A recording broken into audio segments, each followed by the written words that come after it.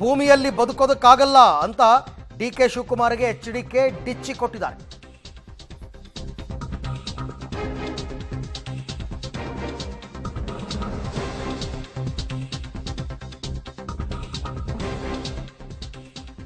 ನಿನ್ನೆ ದೆಹಲಿಯಲ್ಲಿ ಕುಮಾರಸ್ವಾಮಿ ಅವರು ಮಾತನಾಡ್ತಾ ನನ್ನ ತಂಟೆಗೆ ಬಂದರೆ ಭೂಮಿಯಲ್ಲಿ ಬದುಕಕ್ಕಾಗಲ್ಲ ಹುಷಾರ್ ಅಂತ ಡಿಕೆ ಶಿವಕುಮಾರ್ಗೆ ಒಂದು ಡಿಚ್ಚಿ ಕೊಟ್ಟರು.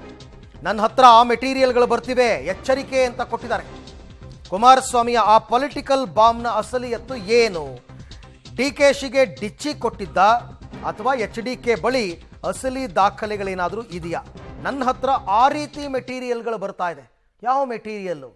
ಆಮೇಲೆ ನಿಮ್ಮ ಹತ್ರ ದಾಖಲೆಗಳಿದ್ದರೆ ಬಿಡುಗಡೆ ಮಾಡಿ.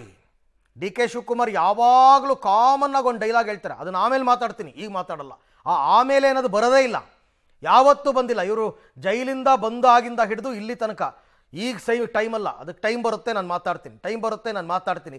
ಯಾವಾಗ ಟೈಮ್ ಬರುತ್ತೆ? ಏನು ಜನಗಳನ್ನ ನೀವೆಲ್ಲರೂ ಸೇರಿಕೊಂಡು ಮೂರ್ಖರನ್ನಾಗಿ ಮಾಡ್ತಾ ಇದ್ದೀರಾ ಅಂತ ಇವರು ಅದನ್ನೇ ಹೇಳ್ತಾರೆ, ಅವರು ಅದನ್ನೇ ಹೇಳ್ತಾರೆ. ಕುಮಾರಸ್ವಾಮಿ ಅವರು ಇನ್ನೇನು ಪೆನ್ ಡ್ರೈವ್ ತೋರಿಸಿರ್ಲಿಲ್ವಾ ವಿಧಾನಸೌಧದ ಮುಂದ್ಗಡೆ?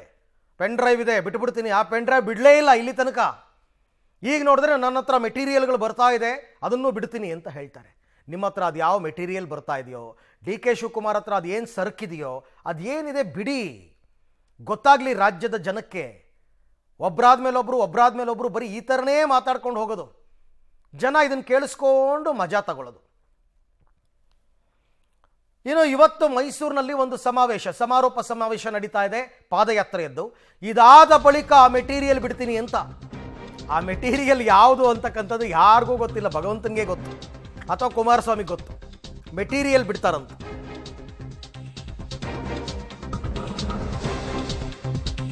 ಮೈಸೂರು ಸಮಾವೇಶದ ಬಳಿಕ ಎಚ್ಡಿಕೆ ಆ ಮೆಟೀರಿಯಲ್ ಬಿಡೋದಕ್ಕೆ ತಯಾರಿ. ಬಳಿಕ ಯಾಕೆ? ಇವತ್ತೇ ಒಳ್ಳೆ ಟೈಮ್ ಅಲ್ವಾ, ಸಮಾವೇಶದಲ್ಲೇ ಬಿಡುಗಡೆ ಮಾಡಿ. ಏನೀಗ ಡಿಕೆಶಿ ವಿರುದ್ಧ ಎಚ್ಡಿಕೆ ಬಳಿ ದಾಖಲೆಯ ಮೆಟೀರಿಯಲ್ಗಳು ಹೋಗ್ತಿದೆಯಾ? ಆ ಮೆಟೀರಿಯಲ್ ಯಾವುದಕ್ಕೆ ಸಂಬಂಧಪಟ್ಟಿದ್ದು? ಕೊಟ್ಟಿರುವ ಆ ವ್ಯಕ್ತಿಗಳು ಯಾರೋ ಮೆಟೀರಿಯಲ್ ಅನ್ನ? DCM ವಿರುದ್ಧ ಕುಮಾರಸ್ತ್ರ ಪೊಲಿಟಿಕಲ್ ಬುಸುಗುಟ್ಟೋದಕ್ಕಷ್ಟೇ ಸೀಮಿತನ ಅಂತ ಅನ್ನಿಸ್ತಾ ಇದೆ ಸದ್ಯಕ್ಕೆ. ಇಬ್ಬರದು ಅನ್ನಿಸ್ತಾ ಇದೆ. ಮತ್ತೆ ಎರಡೂ ಕುಟುಂಬಗಳ ನಡುವೆ ಸೇಡಿಗೆ ಸೇಡು ಎಂಬ ರಣಕಣ ಕದನ ಶುರುವಾಗಿದೆ. ಇರಲಿ, ನಿಮ್ಮಿಬ್ಬರು ಕುಟುಂಬದ ನಡುವೆ ಏನಾದರೂ ಇರಲಿ, ಅದೇನು ದಾಖಲೆ ಇದೆ ಬಿಡುಗಡೆ ಮಾಡಿ. ಈ ಡಿಕೆ ಶಿವಕುಮಾರ್ ಮುಖಂಡತ್ವದಲ್ಲಿ ಅಧ್ಯಕ್ಷತೆಯಲ್ಲಿ 136 ಸೀಟ್ ಗೆದ್ದಿದೆ. ಈ ಬ್ರಿಟಿಷ್ ಅವರು 200 ವರ್ಷ ಆಳಿದ್ರು ಕೂಡ ಈ ಕಾಂಗ್ರೆಸ್ ತೆಗೆದಾಕಕ್ಕಾಗ್ಲಿಲ್ಲ. ನಿನ್ನ 19 ಸೀಟು ಈ ಬಡ ಜನತೆಯ ಶಕ್ತಿ, ಈ ಕಾಂಗ್ರೆಸ್ ಶಕ್ತಿ. ಇದನ್ನ ನಿನ್ ಕೈಲಿ ಇನ್ನ 2 ಜನ್ಮ ತಾಳಿದ್ರು ಕೂಡ ನೀನು ಬಿಜೆಪಿಯವರು ಸೇರ್ಕೊಂಡು ಏನೇ ಕುತಂತ್ರ ಮಾಡಿದ್ರು ನಿನ್ ಕೈಲಿ ಮಾಡ್ಲಿಕ್ಕೆ ಸಾಧ್ಯ ಇಲ್ಲ. ಇವತ್ತು ಸಿದ್ದರಾಮಯ್ಯನವರ ರಾಜೀನಾಮೆ ಬೇಕಾ ನಿನ್ಗೆ? ಅವ್ರ ಕನ್ಸು ಬಿತ್ತಂತೂ ಇಲ್ಲ, ಅಜ್ಜ ಹೇಳಿದ್ರಂತ ತೆಗಿಯಕ್ ಹೊರಟವ್ರೆ ಅಂತ. ಯಾರು ಹೇಳಿದ್ರಂತೆ? ಯಾರು ಸಂಚು ಮಾಡ್ತಾವ್ರಂತೆ? ನೀವು ಮಾಡ್ತಾ ಇರೋರು, ನೀವು ಮಾಡ್ತಾ ಇದ್ದೀರಿ. ಅವನ ನಾಲಿಗೆನೋ ಇಲ್ಲ ಮನುಷ್ಯನವನು ಏನೇನು ಮಾಡಿದ್ದಾನೆ? ಗಂಡಸ್ತಂತ ರಾಜಕೀಯ ಮಾಡಬೇಕು ಮಾಡೋದಾದ್ರೆ ನನ್ನ ಕುಟುಂಬದ ಮೇಲೆ ನನ್ನ ಬಗ್ಗೆ ಚರ್ಚೆ ಮಾಡ್ತಾನೆ. ಯಾವ ನಪಂಬ ಶುರು ಮಾಡೋ ಕೆಲಸ ಮಾಡ್ಕೊಂಡು ಕೂತವನೆ. ನನ್ನ ಪ್ರಶ್ನೆ ಮಾಡ್ತಾನೆ.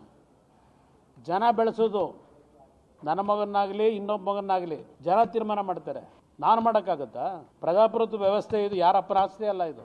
ಅವ್ರಿಗೆಲ್ಲ ಉತ್ತರ ಕೊಡಬೇಕಾ? ನನಗೆ ಯಾರೋ ಮೊನ್ನೆ ಅಜ್ಜಿ ಹೇಳಿದ್ದಲ್ಲ, ಆ ಕೊಚ್ಚೆ ಮೇಲೆಲ್ಲ ಯಾಕೆ ಕಲ್ಲಾಗ್ತೀಯ ಅಂತ. ಬಹಳ ಕ್ಲೀನ್ ಸ್ವಾಮಿ ಅಂತೆ ಕುಮಾರಸ್ವಾಮಿ, ಬಹಳ ಕ್ಲೀನ್ ಅಂತೆ, ಬಹಳ ಕ್ಲೀನ್ ಸ್ವಾಮಿ ಅಂತೆ. ನನಗೆ ಗೊತ್ತಿಲ್ಲ. ಮೊನ್ನೆ ಆಫೀಸರ್ಗಳು ಕೇಳಿದೆ ಏನಪ್ಪಾ ಅಂತ ಅನ್ಬಿಟ್ಟು, ಒಂದು 50 ಡಿನೋಟಿಫಿಕೇಶನ್ ಕೇಸ್ಗಳು, 50.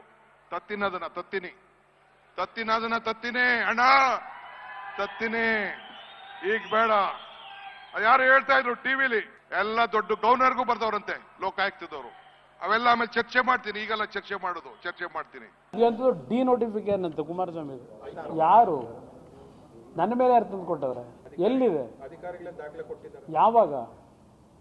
ಯಾವಾಗ ಕೊಟ್ಟವ್ರಂತೆ? ಎಲ್ಲಿದೆ 50 ಡಿನೋಟಿಫಿಕೇಶನ್ದು? ಅಷ್ಟೆಲ್ಲ ಮಾಡ್ಕೊಂಡು ಕೂತಿರಿ. ಹೆಗಣ ಎತ್ತಿದ್ದೀರಿ, ಹೆಗಣ ತಿಂದಿದ್ದೀರಿ. ಅಲ್ಲಿ ರೀಡು ಹೆಸರಿನಲ್ಲಿ ಹೆಗಣ ತಿಂದಿರೋರು ನೀವು. ನಂದು ಯಾವುದೈತಲ್ಲ ಡಿನೋಟಿಫಿಕೇಶನ್, ಯಾವುದಿದೆಯಂತೆ? ಇದೆಲ್ಲ ನಾಳೆ ಮಾತನಾಡ್ತೀನಿ, ಏನು ತೊಂದರೆ ಇಲ್ಲ. ಇದಕ್ಕೆ ಅಲ್ಲಿ ಇಲ್ಲಿ ಸಭೆ ಮಾಡಿದ್ದೀರಾ ಮೈಸೂರಲ್ಲಿ? ಇದು ಹೇಳಕ್ಕೆ ಯಾವ ದಾಖಲೆ ಇಟ್ಟಿದ್ದೀರಿ? ಅವ್ರನ್ನೂ ಸಹಿಸ್ಲಿಲ್ಲ. ಅವ್ರ ಎಂಪಿಗಳು ಒಬ್ರು ಅವ್ರ ಜೊತೆ ಯಾರು ಎಂಪಿ ಆಗಿದ್ರು ಅವರು ಇಲ್ಲ, ಯಾರನ್ನು ಬಿಡ್ಲಿಲ್ಲ. ಅವ್ರ ಮಕ್ಕಳುಗಳಿಗೆ ದಾರಿ ಮಾಡ್ಕೊಳ್ಳೋಕೋಸ್ಕರ ಎಲ್ಲ ಜನತಾದಳದ ಎಲ್ಲ ನಾಯಕರುಗಳೆಲ್ಲ ಪಾರ್ಟಿ ಬಿಟ್ಟು ಓಡಿಸಿ ಕುಟುಂಬಕ್ಕೆ ಅನುಕೂಲ ಏನ್ ಮಾಡಬೇಕೋ ಮಾಡ್ಕೊಂಡು ಬಂದ್ರು. ಇದು ಜನತಾದಳದ ಇತಿಹಾಸ. ನಾನು ಒಂದ್ ಹೇಳ್ತೀನಿ, ಈಗ ನೋಡಿ ಮಗನ್ ತೊಂದರೆ ಆಯ್ತದೆ ಅಂತ ಹೇಳಿ ಇನ್ನೊಬ್ಬ ಮಗನ ಮೇಲೆ ಕೇಸ್ ಹಾಕ್ಸಿಸಿ ಅವ್ರನ್ನೂ ಬಿಡ್ಲಿಲ್ಲ, ಆ ಎಂಪಿ ಅವ್ರನ್ನೂ ಬಿಡ್ಲಿಲ್ಲ, ಯಾರನ್ನೂ ಬಿಡ್ಲಿಲ್ಲ. ಹಂಗೆ ಸಿದ್ದರಾಮಯ್ಯನ್ ಬಿಡ್ತಾರೇನ್ರಿ, ನಮ್ಮನ್ನು ಬಿಡ್ತಾರೇನ್ರಿ? ಸೊ ಯಾರನ್ನೂ ಸಹಿಸೋದಿಲ್ಲ.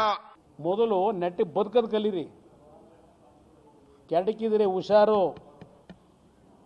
ಹುಷಾರು. ಶಿವಕುಮಾರ್, ನನ್ನ ಹತ್ರ ಮೆಟೀರಿಯಲ್ಗಳು ಬರ್ತವೆ, ಯಾವಾಗ ನಾವು ತೆಗೆದಿದ್ದೀವಿ ಭೂಮಿ ಮೇಲೆ ಬದುಕೋಕ್ಕಾಗಲ್ಲ ಅಂಥ ಮೆಟೀರಿಯಲ್ಗಳು ಶುರುವಾಯ್ತವೆ. ಆಯಿತು, ರೇವಣ್ಣನ ಮಕ್ಕಳನ್ನ ಹಾಕ್ಸೋದಕ್ಕೆ ಏನೇನು ಮಾಡಿದಿರಲ್ಲ, ನಿಮ್ಮಲ್ಲಿ ಯಾರ್ಯಾರನ್ನ ಕಳಿಸ್ಬೇಕು ಅಂತಕ್ಕಂಥದ್ದು ಭಗವಂತ ನಿರ್ಧಾರ ಮಾಡಿದ್ದಾನಾಗಲಿ, ಭಗವಂತ ನಿರ್ಧಾರ ಮಾಡಿದ್ದಾನೆ. ಉಳ್ಕೊಳ್ಳೋಕೆ ಸಾಧ್ಯ ಇಲ್ಲ, ಯಾವ ರಕ್ಷಣೆ ಪಟ್ಕೊಂಡು ಉಳ್ಕೊಳ್ಳೋಕ್ಕಾಗಲ್ಲ. ತಯಾರಾಗಿದ್ದೀವಿ ಎಲ್ಲದಕ್ಕೂ.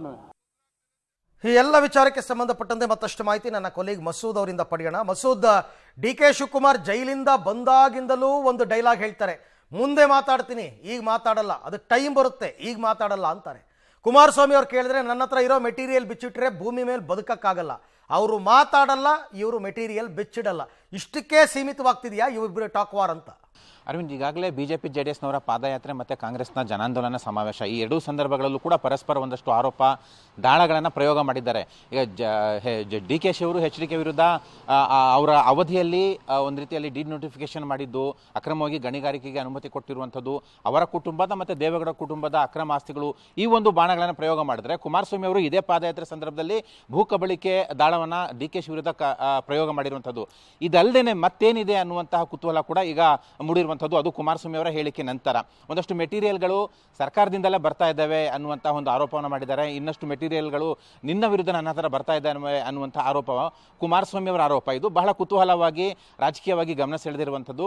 ಅಂದರೆ ಸರ್ಕಾರದಲ್ಲಿರುವಂತಹ ಒಂದಷ್ಟು ಅಧಿಕಾರಿಗಳು ಕುಮಾರಸ್ವಾಮಿಗೆ DKಶಿ ವಿರುದ್ಧ ಒಂದಷ್ಟು ರಹಸ್ಯ ಮಾಹಿತಿಗಳನ್ನು ರವಾನೆ ಮಾಡ್ತಾ ಇದ್ದಾರೆ ಅನ್ನುವಂತಹ ಅನುಮಾನಗಳು ಕೂಡ ಮೂಡ್ತಾ ಇದ್ದಾವೆ.